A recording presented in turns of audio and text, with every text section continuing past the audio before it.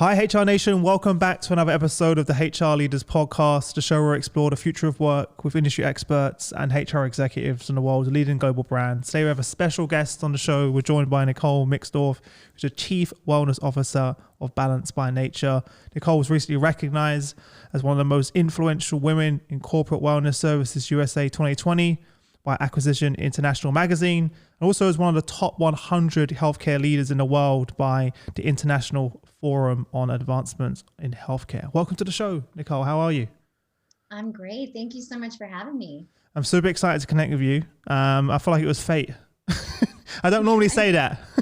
And people will probably, throughout this show, people will understand why we say that as well. But before we go any further, tell everyone a little bit more about yourself, your work, and your journey to where we are now. I feel very blessed that every day I get to help people feel good.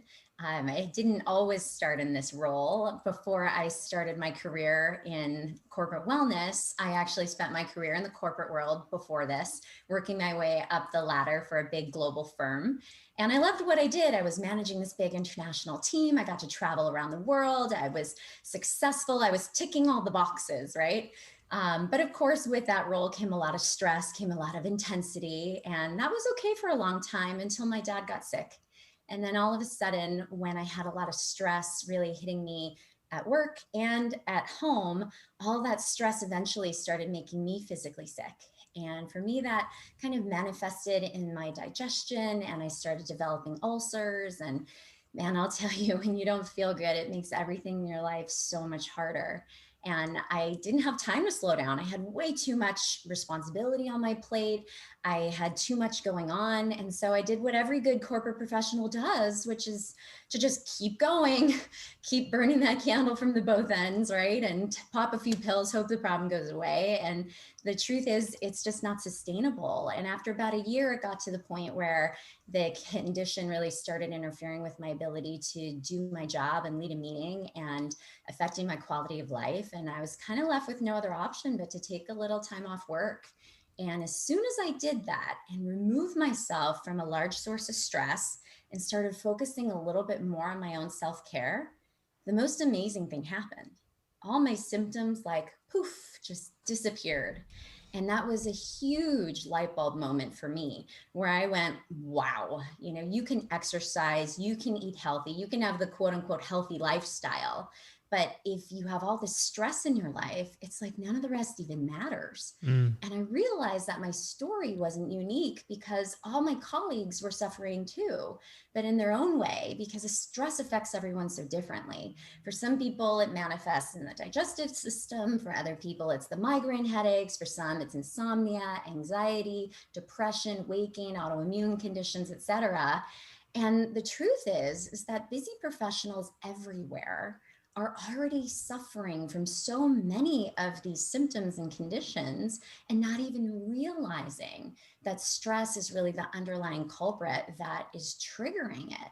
So that's really what inspired me to leave my corporate career behind and start a wellness business so that I could inspire other busy professionals to learn how to create balance in their life so that they could keep doing what they love, so that they could keep performing at that high level, but in a more sustainable way that's going to allow them to thrive in the process. Mm-hmm. Well, I love the fact that you recognized that and took action as well. I wish I could say I was as disciplined. One of the reasons I started this company was in fact that I was in a very high stress environment for the first 10 years, working in kind of sales, very high pressure sales environment. And for me, that manifested in anxiety attacks, in insomnia. And I didn't know, I thought there was something wrong with me. I didn't know what was going, up until recently I hid it. And it's only in the last year or so that I actually started talking about it. And I was like, what's wrong with me? Why am I having these anxiety attacks? Why do I feel like there's certain days where I just didn't want to get out of bed? Or if I left the house, I felt so overwhelmed that I had to come home and just relax and didn't know who to turn to, was embarrassed to speak to my friends and family about it.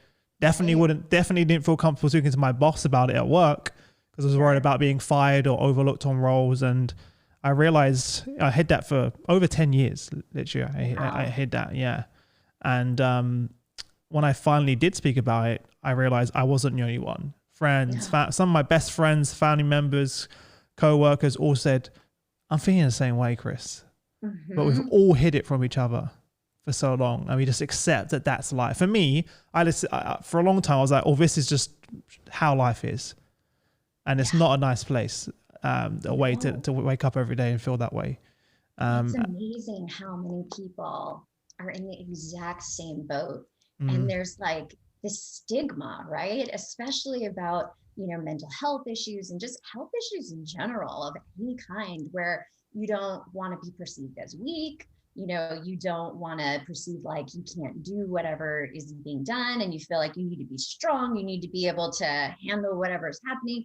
Like, where did that even come from? And the crazy thing is, once we're actually vulnerable enough to open ourselves up and to just really share authentically and transparently what's happening in our lives, it just creates this opportunity for deeper connections. All of a sudden, just like what you were saying, everybody that all of a sudden starts telling you that they're having the same situation or something that's different that you didn't even know was happening. But it's a problem. It's a rampant problem that's happening everywhere, and everybody's feeling it, especially now with all of the craziness that's happening in the world around us. We're really stretched thin now more than ever. So these kinds of situations and these conversations, I think, are just so important right now to have. Yeah, and to continue, because I think especially as well amongst men that I found in my community and circle, that it's even worse in terms of, I'm not saying it's even worse, but I mean, there's a stigma attached as a man. You have to be strong, you can't show weakness. And now we have like weekly calls that we do with friends of ours where we connect via Zoom and just talk about how we're feeling. And that's so, like, if I thought about that a few years ago, I would have laughed at, there's no way that some of my friends who have egos and alpha males are going to do that. But now everyone's like, oh, I can be vulnerable. And it's so refreshing to not have to always wear that shield of armor and pretend that everything's okay. Yes. It's exhausting. Yeah. It's exhausting to be able to do that. Yeah. It's so true. It's like when you go through something alone and you're hiding it, it's like this huge burden. It's like a giant boulder that you're carrying on your shoulders.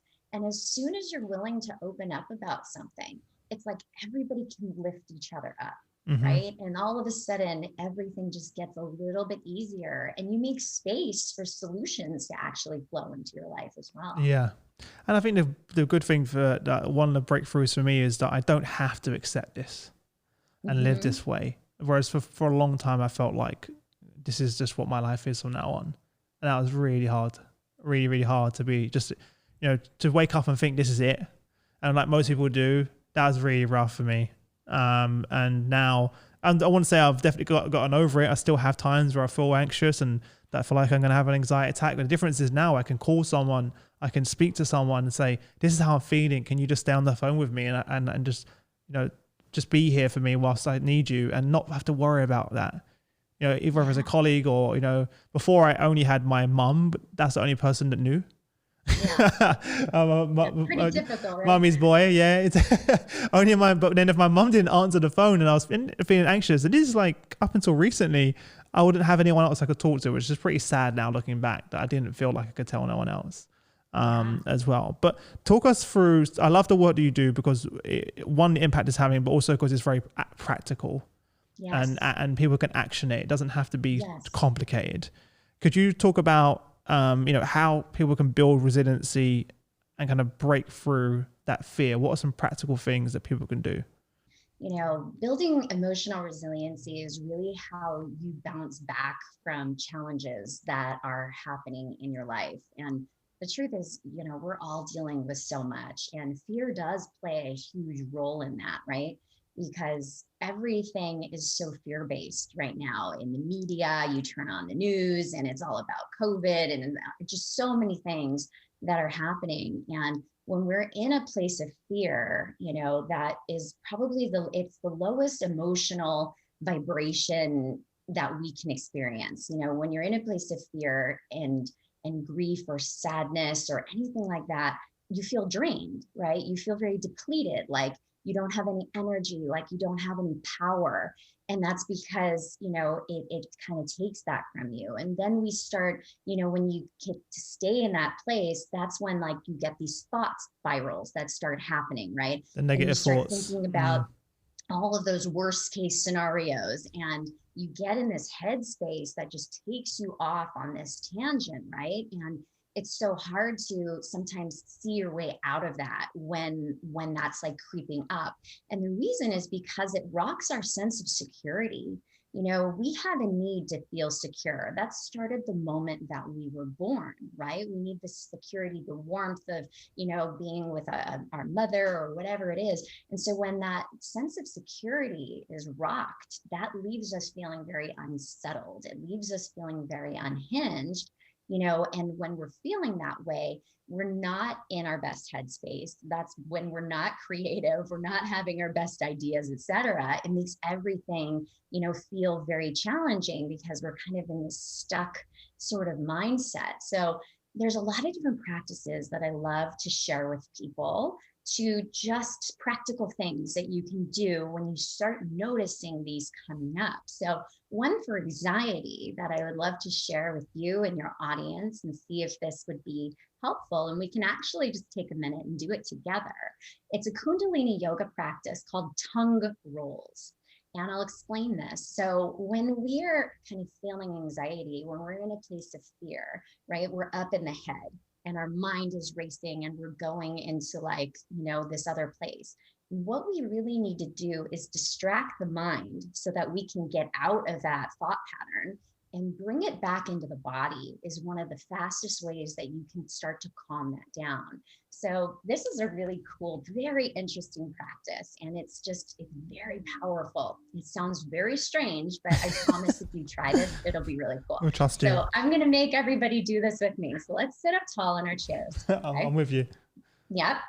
We're going to sit up tall in our chair. And the first thing I want you to do is just take one deep breath. So we're going to take a deep breath in through the nose and exhale it out. And now for this tongue roll practice, what you're going to do is with your mouth closed, you're going to take your tongue and you're going to push it to the front of your mouth so that you touch the backs of the front of your teeth with your tongue. And then what we're going to do is we're going to rotate the tongue in a clockwise rotation for 30 to 90 seconds. We're going to do it for 30 seconds. So we're going to do 30 rotations of your tongue, pressing it forward, brushing it against the backs of your teeth. So let's just try that. And you can do it with your eyes open or closed. It doesn't matter. We're just going to rotate the tongue in a clockwise direction 30 times.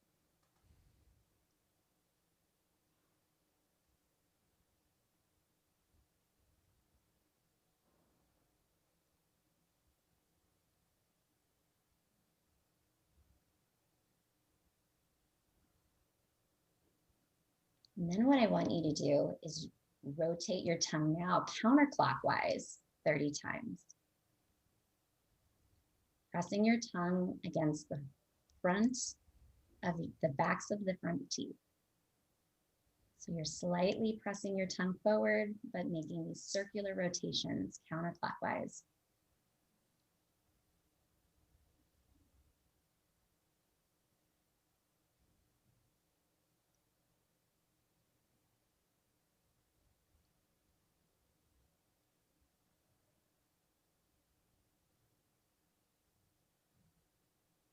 And then from here, we're just going to sit in silence for 1 minute.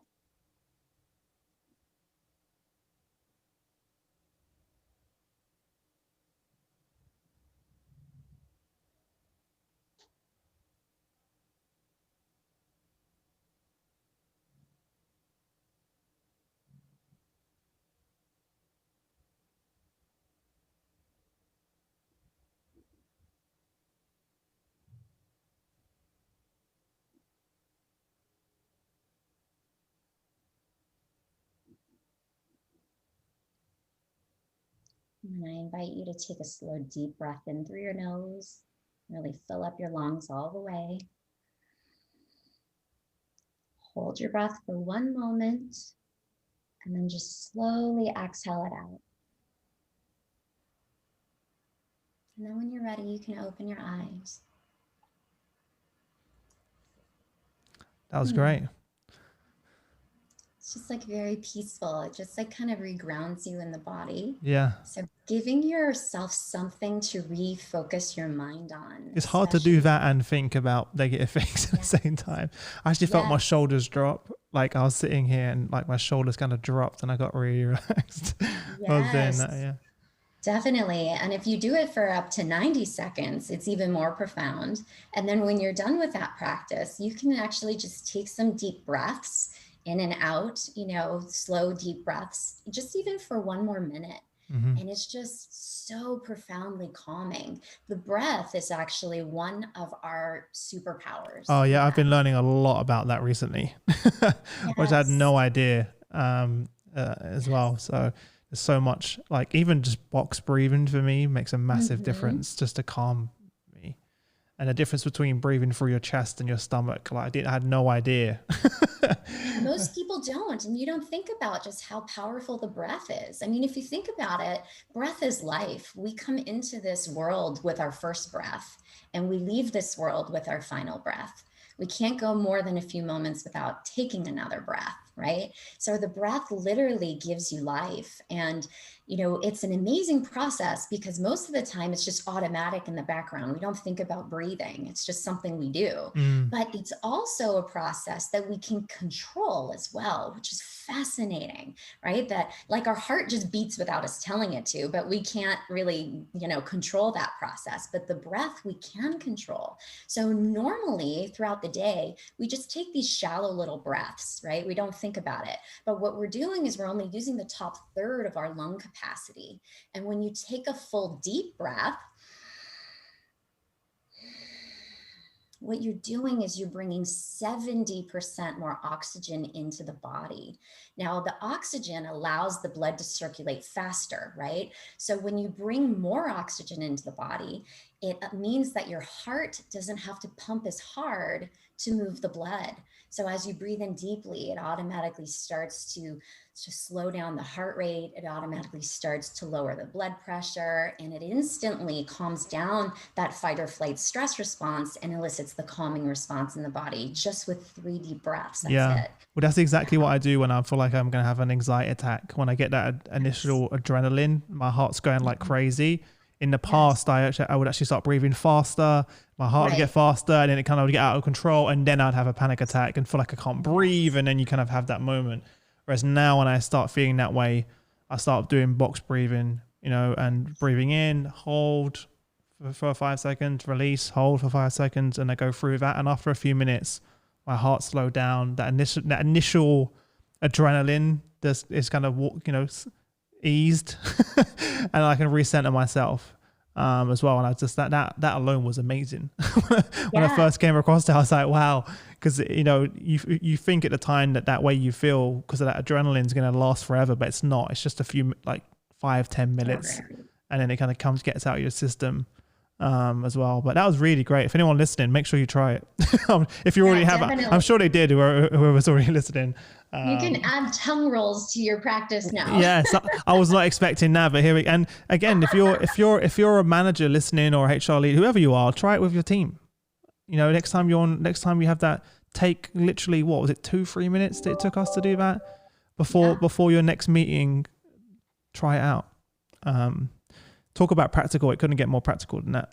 So, Right. I love practical tools because yeah, that's really like, you can learn something theoretically, but when you put something into practice, like yeah. that's where you have real, an aha moment. It's amazing. Yeah. So, I Hmm. mean, those practical tools are phenomenal, right? That you can use just having a toolbox that you can pull from to try different practices at any time, no matter what is happening, really makes a huge difference, especially when you're talking about trying to be more emotionally resilient, and that's so important, I think, right now, just given all of the challenges that we're facing. But a big piece too about emotional resiliency, it's really just recognizing that we can't control what's happening around us, but what we can control is how we're going to respond to it, right? And in the face of any kind of challenge in your life, you always have a choice, right? You can allow whatever's happening to overwhelm you, and pull you down this downward spiral, this rabbit hole into the depths of despair where you become a victim and life is happening to you. Or you can choose to rise up and you can start to ask yourself some of these really powerful, important questions that can allow you to gain so much insight. So this is another powerful tool that I really want to share with your audience. In the face of any challenge, I always believe that there's an opportunity, and it's just a matter of looking for it, because we can always learn and grow. So in the face of anything that's happening to you, ask yourself the question, what can I learn from this? How can I grow from this? What is the message that I am meant to receive right now? And that one is powerful, like, because there's always something that can come up. You can ask yourself, how can I do this differently next time? Or how can I make myself better for having experienced this? So anytime a big challenge comes up in my life, I get curious about it. Instead of panicking about something, I will sit with it and I'll meditate on it. And I'll just start asking myself these questions. What's the message I'm supposed to get from this? How can I make myself better? And the way that you do the practice is you just close your eyes, you take a deep breath in and out, and then you just ask a question. You just put the question out there and you can repeat it to yourself several times in a row. Like, what's the message I'm supposed to receive, again and again and again? And then just take a couple more breaths and sit in silence. You might get an answer that just flows to you immediately. But if no answers come to you right away, that's okay too. But then your practice is to tomorrow, ask yourself those questions again. And then the next day, ask those questions again. And if you do that, the answers will 100% start to flow to you, and something profound always comes up, and the next right action always becomes obvious. You know what you're supposed to do in this situation, and then you can start seeing that life is happening for you, and it's just a roadblock if that's what's in front of you, and you can find a new path to get around it, to get where you want to go. Yeah, because you're almost programming your subconscious mind then to look for that answer. So something that I do with affirmations, or even when I sleep, actually I listen to my affirmations on audio. So even when I'm sleeping, my subconscious mind, I'm programming it with those questions constantly, all those affirmations. So, and then all of a sudden you could be, walking down the street or in the shower or going for a run, and you get that aha moment. Oh, I've got but that's not an accident. I didn't realize that. And you can actually control that. As well, and especially in sleep, I didn't realize how open your subconscious mind, and we can get into all the science around it. People can look it up for themselves, but that really helped me, especially with my negative thought, just playing very positive affirmations for like 8 hours whilst I sleep. When I would wake up, I'd feel amazing, positive, skip out of bed, as opposed to waking up immediately thinking, oh, that piece of work I need to deliver, or that thing I haven't finished, and all of those negative things, which people mainly wake up in the morning and think about, right? Or they think about it just before they go to sleep, which is what I did, and then you don't sleep. So as well. So now I try to end the evening with those positive affirmations and then begin the day that way, and it kind of just completely changes your outlook. It does. That is so powerful. And I'm so happy that you shared that, because having an evening ritual and having a morning ritual is one of the most powerful things that you can do to set the tone for how you feel all day, which really sets the tone for your entire life experience, right? Yeah. If you can wake up in the morning and feel good and calm and centered and positive and have like these positive intentions, that is a huge, huge opportunity for you, right? You're inviting, greater levels of success into your day just from the get-go. When on the flip side, if you wake up and the first thing you do is look at your phone, that just sets you in the stress response instantly, because there's nothing good there, right? It's only bad news or people trying to get your attention and, trying to control what you're thinking about. The morning is sacred. That's what I always tell people. The morning is sacred. You need to give to yourself so that you can give to everybody else. Because if you don't give to yourself, then you're just going to get depleted as you give and you give and you give. So you want to start your day on that positive note by doing some kind of positive ritual in the morning. And I love that you listen to the affirmations at night while you're sleeping. That is a powerful practice. Like, I love everything about that, because it is about reprogramming. So much of what happens in the day and the way that we think, we have these old thought patterns, sometimes things that we've just been carrying around our whole lives, these limiting Yeah. beliefs, etc. And people feel like they're stuck with it forever. And the truth of the matter is, all of those thoughts are lies. It's like some kid on the playground said some little comment to you when you were, 8 years old, and you took that as truth and you just held on to it forever, not even realizing that it's literally coloring every single, experience that you have in your life. And as soon as you can recognize those old stories and those limiting beliefs and start to work towards reprogramming what it is that you want to be thinking about, that can change your entire life, right? And positive affirmations is just one way that you can start to change the story in your head. It's powerful. I absolutely love that. And something I wish I could say for everyone listening, that I was perfect, because I'd go in and out, so, and I fall off the bandwagon all the time. And then all of a sudden I don't sleep, then I don't eat well, then I don't exercise. And it's this vicious circle that I find myself, and then the anxiety comes back. Yep. And I noticed if I sleep well, eat well, exercise, I've never ever been, if I'm consistently doing those three things, I've never had an anxiety attack ever during that time. It's when I fall off the bandwagon, everything sort of compounds the opposite direction, and it takes a lot of work to get back.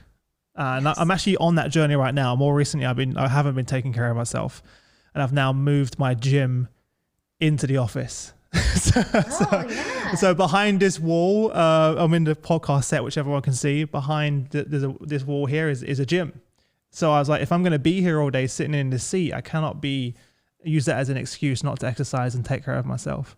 So I was like, let me just move it here. There's no excuse to be able to. What? You did something so powerful right there. Was you made a change, right? You identified like, what's going to make it easier for me to achieve this goal? And you shifted something. And that's the first step, right? Is just recognizing that you have to do something different to get a different result. Yeah, I completely agree. Could you share some of the best practices that you use to create boundaries and stay productive while working from home? Because I think that's something that's really been a challenge for everyone, is that boundary between work and home, because work is home right now and home is work. So we're all struggling to turn off and to want to get that balance. Yeah, definitely. And, balance it's everything, honestly. Balance is everything. There's a reason that my company is called Balance by Nature, right? That's true. I didn't think about that. There's natural balance, right, in nature. And it's about bringing us back into balance. So throughout the day, we have all these stressful experiences. And if we're up here in the stress response all the time, the only way to find and achieve that equilibrium, that balance, is to give yourself enough like nourishing, self-care moments in your day to balance it out, right? And it's hard to do that, especially right now while everybody's working from home. And maybe you've got a bunch of kids that are home as well, that you have to do distance learning, or they're running around. Some people don't even have a proper office with a door that can even close, and they're trying to just do their work at their kitchen table, so there's a lot of just different scenarios that people are dealing with to make those boundaries very, very challenging. And when we worked in an office, it was so much easier to ease into your workday and ease out of it because we had a commute. So it was like you had your drive or whatever way you got to work to kind of get into that headspace of, I'm leaving home and now I'm going to get ready to start work. And you had the same thing on the way home. And now that's missing for a lot of people. So one really great way to create a boundary for yourself, this distinction between your home time and your work time, is to create some kind of little practice for yourself that you can do to ease that in and out. So that might be going for a walk, for even 5 minutes, just stepping outside for a second, just to kind of change your environment. One thing that we recently started doing was music therapy classes. And we started offering this to our corporate clients. And it's been so amazing. And one really awesome practice that I have gained from these experiences is learning how to make a power playlist. Right? Like music has such a huge impact on how we feel, and it can completely like pull you into a different place. So you can have like your morning playlist that you listen to, and it just has to be 3 songs. So it's like 10 minutes, right? So you come up with like your 10-minute playlist of like music that maybe pumps you up, that gets you excited, that gets you like ready to go. And that you can start to sort of, if you do it every day, that can kind of be, that practice that you do, that you go, okay, so now it's time for me to get into my, my game face on, to get started with my day. And you can do something similar like that at the end of the day, but you need to create something that you do in between the work and home time to create that boundary that's missing from the physical going in and out to the office. So that could be, like I said, listening to an evening playlist that is like your wind down music, right? That I'm going to listen to. And you could even do that at your desk. So before you even get up from your workstation, wherever that is, maybe you have your 10-minute quick, wind down playlist that you listen to. Maybe that is your time that you do, a few squats, right? That you do a few little exercises or something like that. So I really suggest coming up with like a 5, 10 to 15 minute kind of ritual that you can create for yourself at the beginning of your workday and at the end of your workday that is going to signify, the start and end period. And then the other really important thing is to have a start and end time. And I know that sounds so basic, but it's so challenging, I think, right now for people. It's like, you're trying to figure out when you can work and when you can fit things in, especially dealing with kids, but having a schedule that you can try to keep to is going to be important, so that it doesn't all just blend in together. Mm-hmm. There's so much to take away from that. Do you know what's really funny? I have a playlist that I listen to before I do every live show. Every podcast. So before I joined you, I have a couple of songs that I play because I could be sitting there writing emails and doing some admin work, and all of a sudden I've got a podcast, and I realize I need to get my mind shift to another gear. So I have these kind of really uplifting songs that I play to get me really excited. I do a little dance whilst I'm turning on the cameras. It sounds silly, and I'm doing it, and I come and join the guest, and I'm in a different, mental state of mind. And then throughout the day, every few hours I'll walk around and I do a few pull-ups, a few dips, push-ups, and then I come back around, do an episode. And if I jump off that call, I go and do the same thing, because that kind of breaks up the day. But I love the idea of we have to be intentional, don't we? We have to be intentional to start the day with that and have a set time. But I love the idea of doing that with music. I've never thought about that. I do that anyway, because it's just I love music in a way. Even when I'm doing administrative work, I listen to classical music because I can just focus on doing all of these, like whether it's like stuff in Excel or like writing scripts. For some reason, having classical music on in the background, it just makes me super focused. Yeah. On what I'm doing. No one even knows that, by the way. I've never even said that.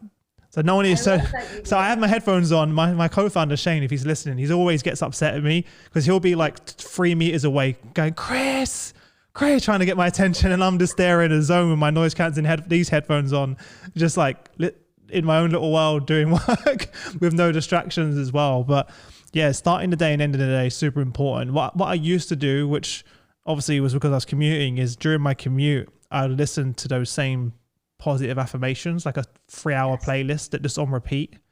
Yeah. And then when I come home, that or podcasts, like one of the two. But now, just because I'm not leaving the house, doesn't mean I can't do that and just take 15 minutes and just sit there, breathe, do some breathing exercises whilst listening to that. So we just need to be a bit more intentional, because we don't have that natural rhythm that's there anymore. It's gone. Right, exactly. And one thing that I love to do is incorporate practices like that, like affirmations, into other things I'm already doing. So I don't have to carve out extra time in my day that already Yeah. feels so full. So like when I get ready in the morning, that's usually when I'm repeating my own Same here. affirmations to myself, and like I'm saying my intention for the day. So like I have this shower that has like glass, right? And so I actually will write my affirmations in the steam, like on the glass in the shower. That's a good idea. Because, yeah, because something that's really powerful about affirmations is to experience them with as many senses as you can. Yeah. So you can listen to them. That's Say them out one, loud. right? Yes, say it Write out them loud, down. write it down, Yeah. right? That's another way. But the most important way is to feel it, right? To really feel it in your heart. So when you say the affirmation, you have to believe it. And think about how that would make you feel, right? How would it make you feel being in there or achieving this, and linking the emotion takes you to a completely different frequency, right? And then it really embeds it. Yeah, it's just super interesting. Like when I first heard about all this stuff, I was very skeptical.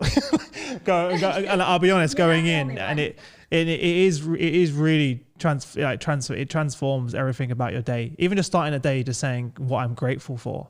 Like just getting out of bed and saying these are the things that I'm grateful for, and saying it out loud.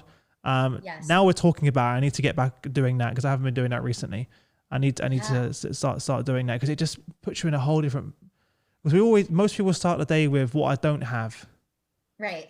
The things I don't have, or the things or the work I have to do, and it just puts you immediately into the wrong frame of mind.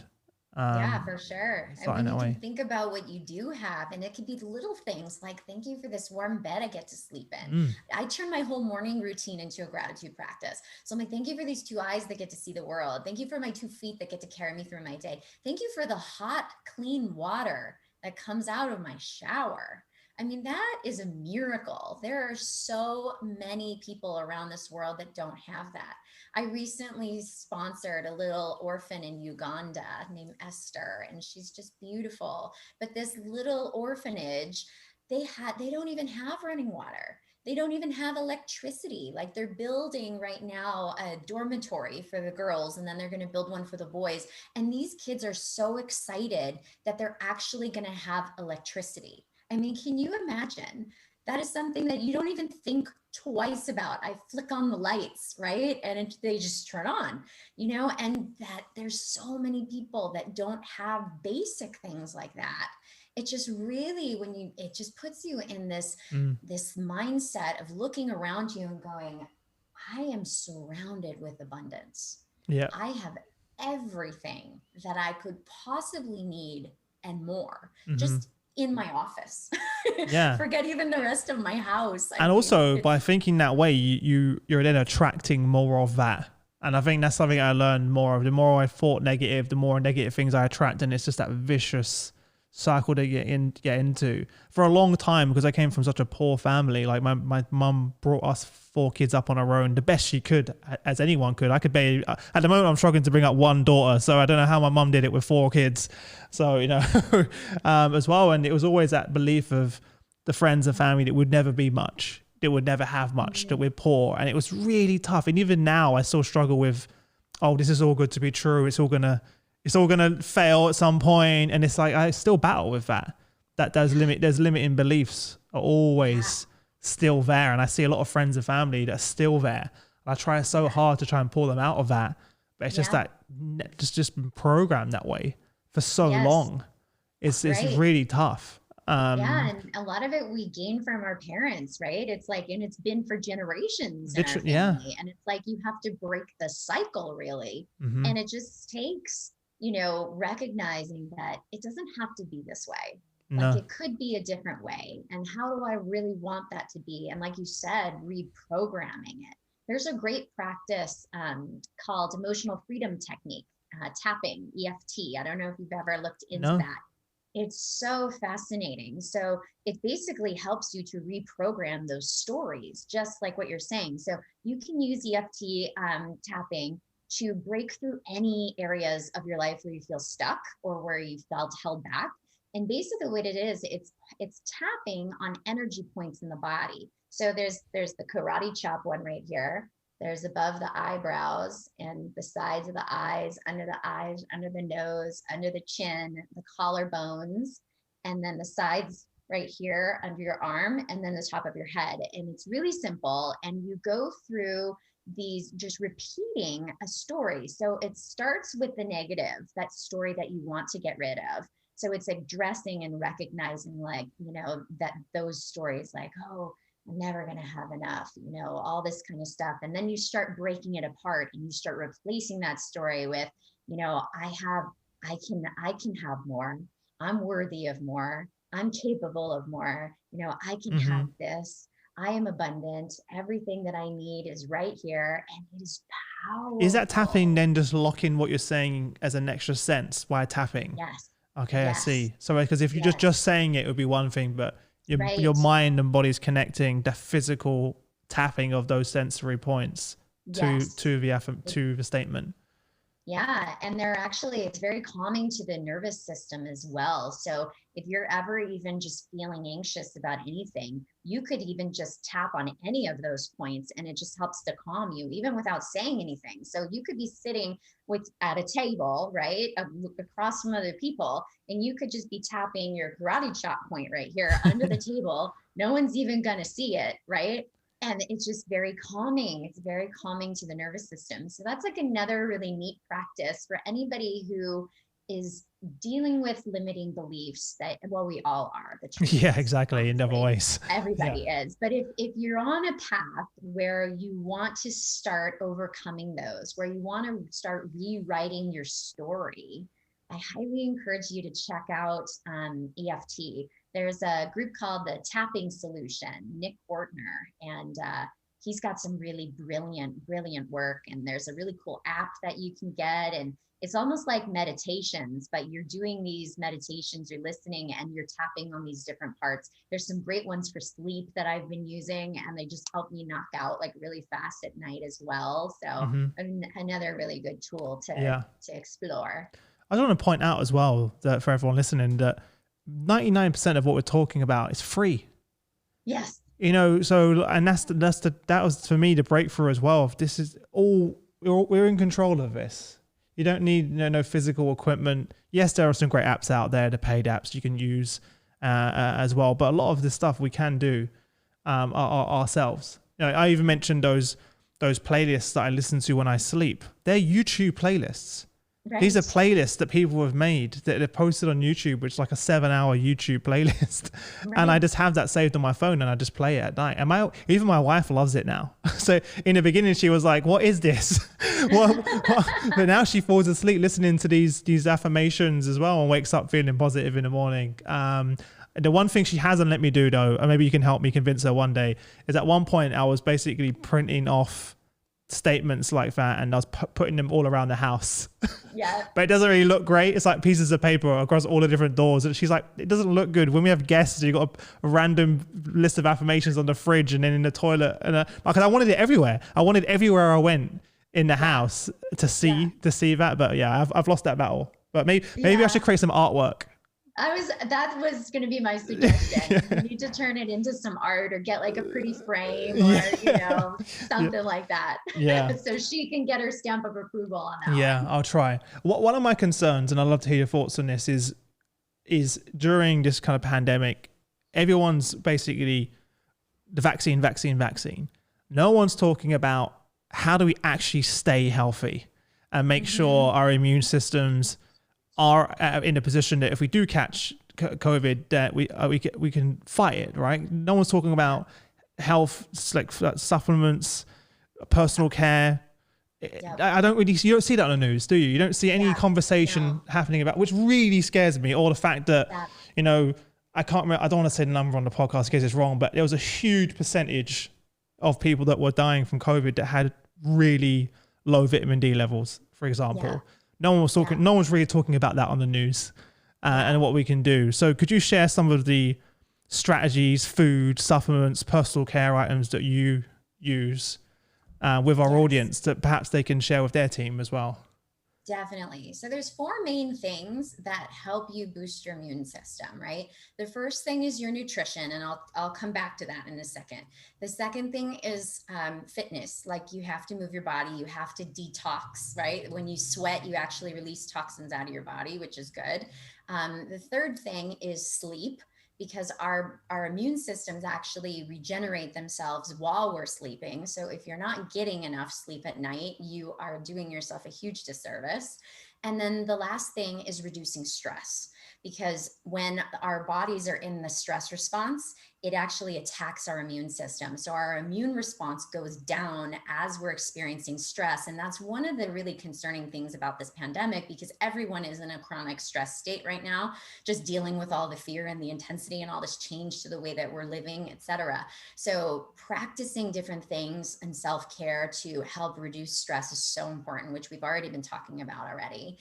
Getting sleep, very, very important. The physical stuff, exercise, super important. Now, when it comes to nutrition and supplements and foods, there are a lot of really great immune boosting foods and supplements that you can take to help yourself get in the healthiest place that you can be right now. And that is super important. So right now, make sure you're taking some kind of a multivitamin. I don't care, what it is, but just make sure that you're getting your vitamin D, your vitamin B, your vitamin C. There's a lot of talk about getting zinc into your diet as Yes, a well. lot of. I do like a liquid zinc, and then I just put these drops under my tongue, and that's really great as well. And then there's a lot of great immune boosting foods out there also. So garlic is a great immune boosting food that you can consume. Greens are also fantastic for boosting your immunity. Ginger, fresh ginger is fantastic for that as well.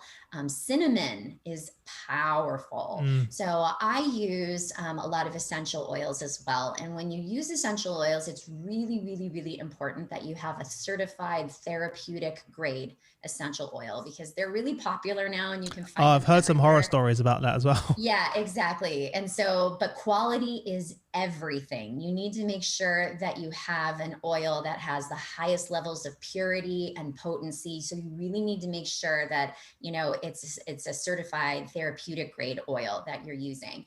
I happen to like doTERRA. That's what I use, but, just do your homework and research out there.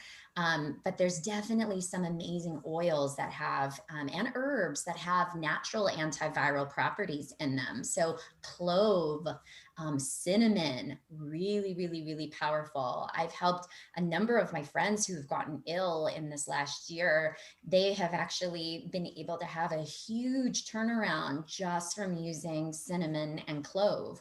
Black pepper also is big. Turmeric is Turmeric. also fantastic. It's a big anti-inflammatory in the body, and it helps boost the immune system. There's so many different plant medicine is just so powerful. There's so many that have natural antiviral properties. So a lot of herbs actually have antiviral properties. Oregano is very powerful. And if you use oregano oil, it's very, very strong. It's fantastic.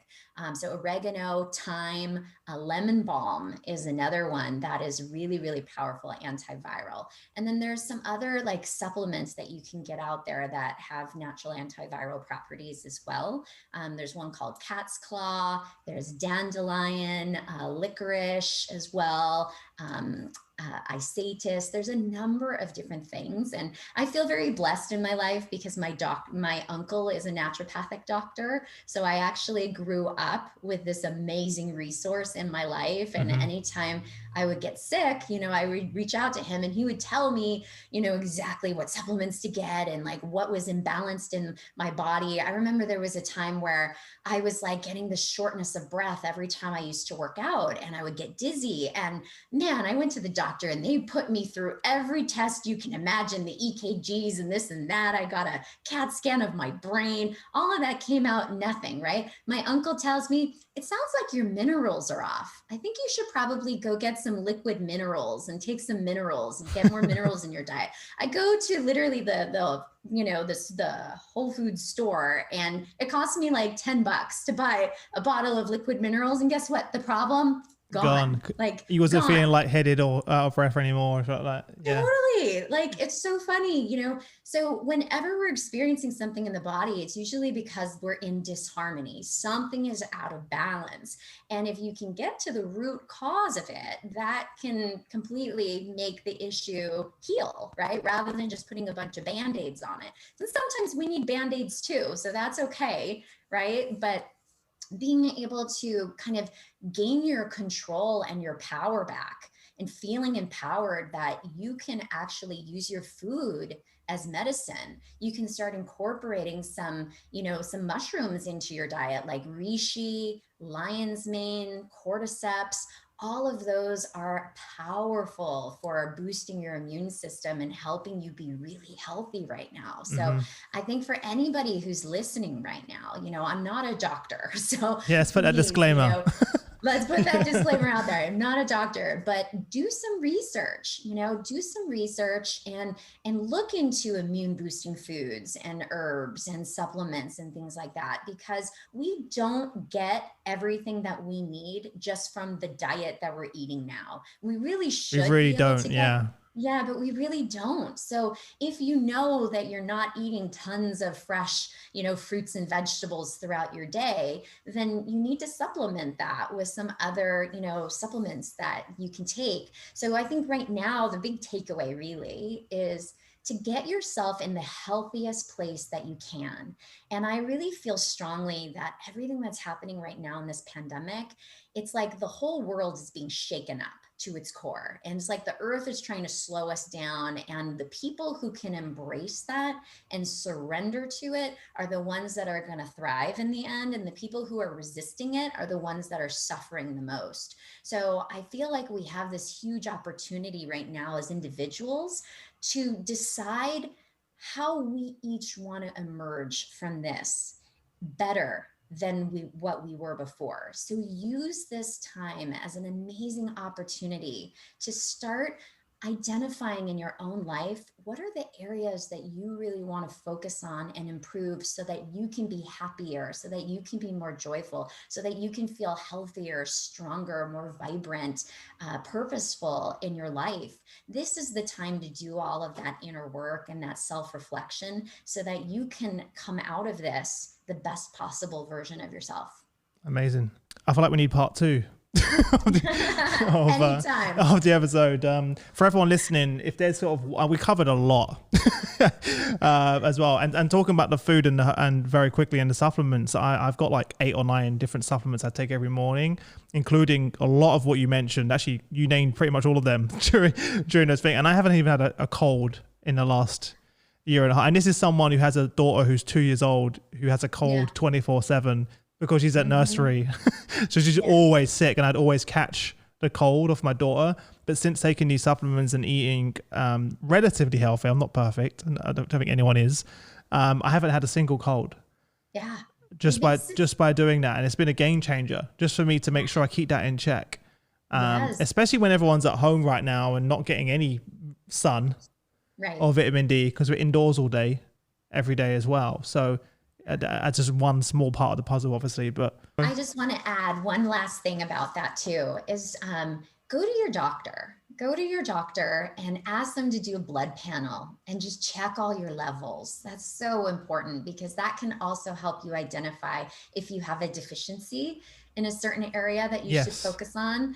And that is really, really powerful. And then also, like, if you're planning to like create a new supplement regime for yourself, work with like a naturopath or work with a nutritionist or work with some kind of professional rather than just trying to do everything yourself.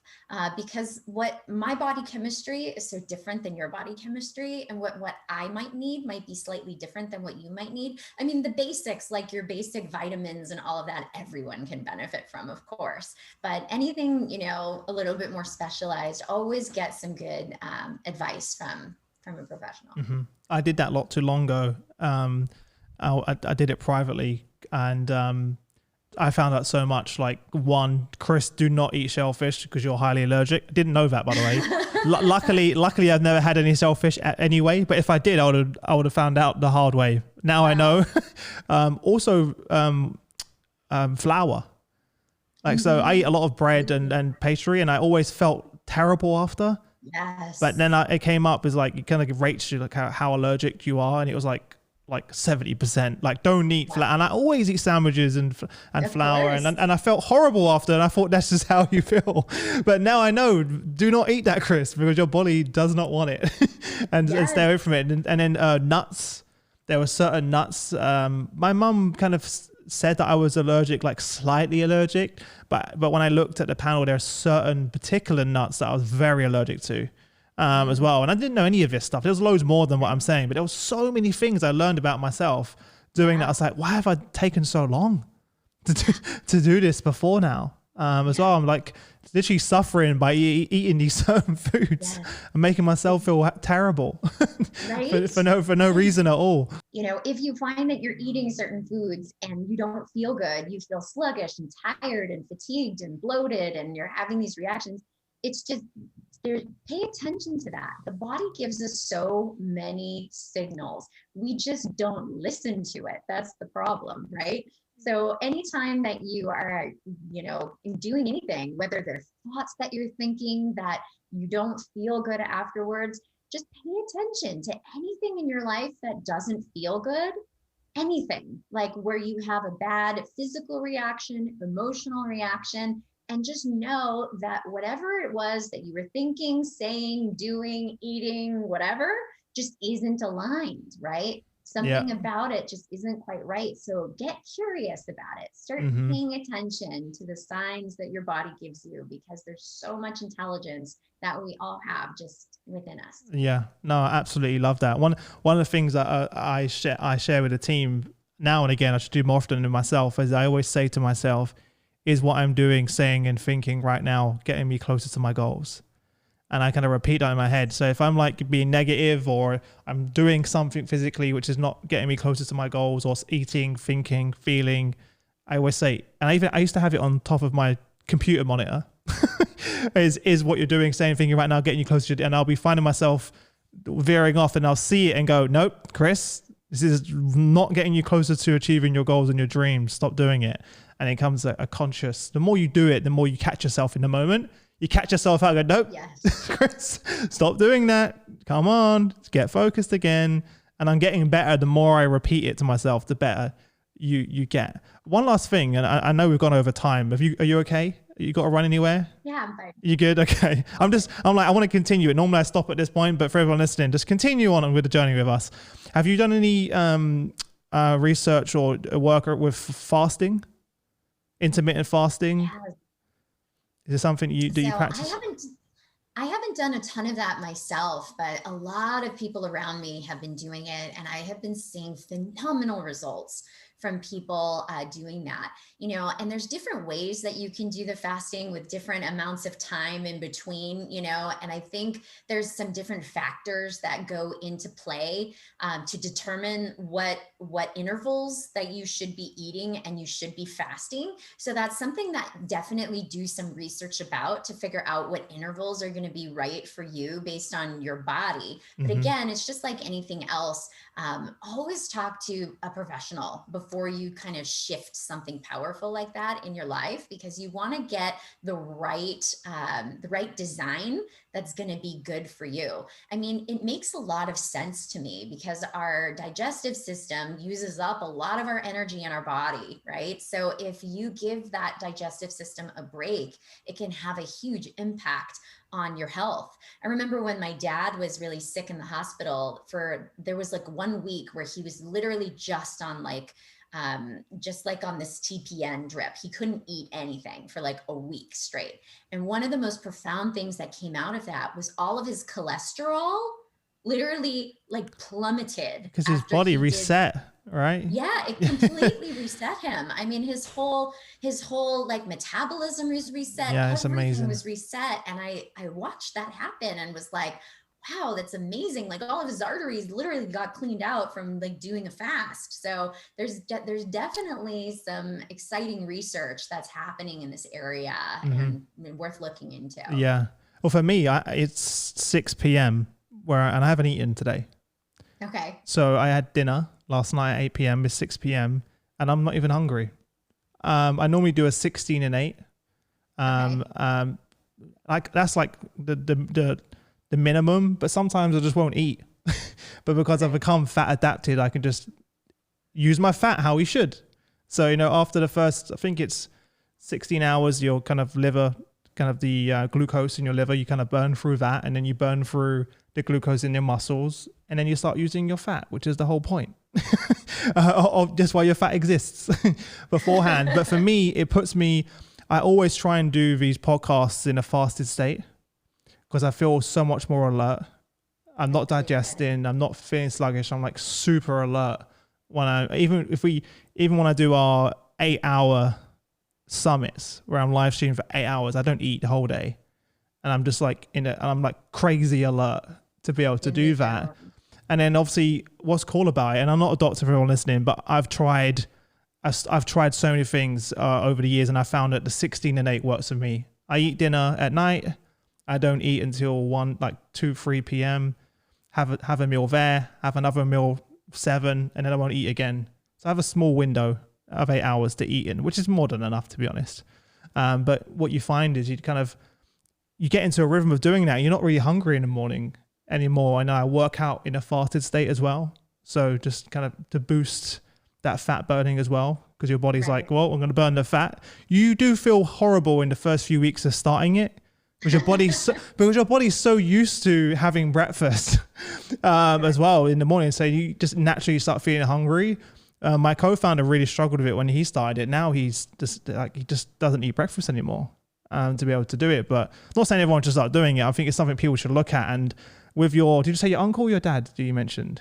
My dad. Yeah. Or after 3 days, your body starts to go into autophagy, right? Where it starts. So you haven't eaten, you're not digesting. So after 3 days, your body starts getting rid of all of those dead cells and resetting the body. But it takes up to 3 days of not eating to your body to go, all right, well, Chris is not eating now. Let's clean house. Let's get rid of all. And I've done that. I've gone to 3 days, and it feels, terrible in the first 2 days. And what people don't realize is after the third day, you don't get more hungry, you get less hungry, which is such a thing. I couldn't believe when I found that out. I was like, what? You don't get even more hungry? You lose the hunger appetite, and you just, anyways, something people should look into. I think it's really important. It's really helped with me with my anxiety as well, and to reset me. And it's another tool that's in my toolbox that we've been talking about. Yeah, is to fast. Definitely. And I get that mental clarity where I'm not feeling anxious, and actually I'm feeling euphoria. Yeah, it's the opposite way. That's powerful. That's so amazing. And there's so much research being done on this right now. So there's a lot of things to look up for sure. Yeah. Well, just like massive, like moments where I realize you don't actually have to have calories. Like you don't need to eat a calorie. I mean, carbs. Calories.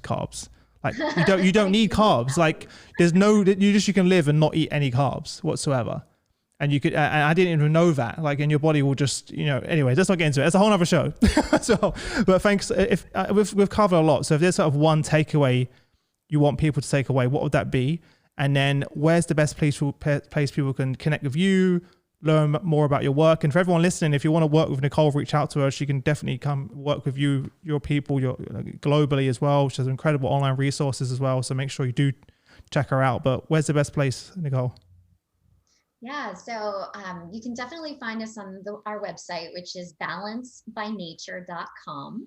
We do all kinds of employee wellness programs to support the physical, mental, emotional, social, and financial well-being of your staff.